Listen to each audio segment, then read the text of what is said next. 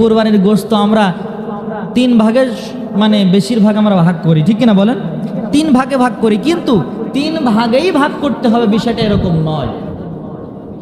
3 ভাগে ভাগ করা নিয়ম, কিন্তু আপনার পরিবারের সদস্য মনে করেন 10 জন 20 জন, আপনি একটা ছোট্ট ছাগল কুরবানি দিয়েছেন, বলেন তো ওই 20 জন মানুষ ছোট্ট ছাগলে হচ্ছে না, ওখান থেকে যদি 3 ভাগ করতে যাই, বলেন তো এতিম মিসকিনের দেবেন কি, আর আত্মীয় স্বজনদের দেবেন কি, আর নিজেরা খাবেন কি? কথা বলেন ঠিক কিনা?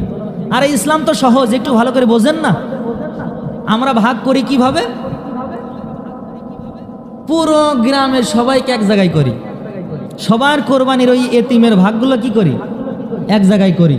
খুব ভালো করে বোঝেন, আমাদের সমাজে এটা আছে না নাই আপনারাই বুঝতে পারবেন, আমার ব্যাখ্যা বিশ্লেষণ করা লাগবে না। পুরো গ্রামে যত মানুষ কোরবানি করে, প্রত্যেকটা কোরবানির এতিমের যে অংশগুলা, মিসকিনদের যে অংশগুলা, ওইগুলো আমরা পুরো গ্রাম মিলে এক জায়গায় করি। মানে এটা হচ্ছে আমাদের বানানো আইন, এটা আমাদের তৈরি করা আইন। এক জায়গায় করি, করে কি করি জানেন?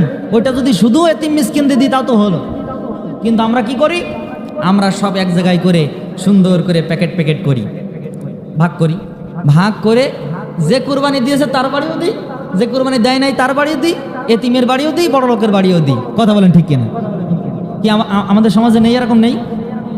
এটা কি হবে বলেন? হবে?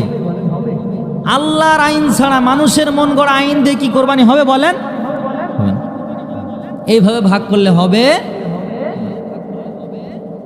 এজন্য আমরা একটু সতর্কতা অবলম্বন করব।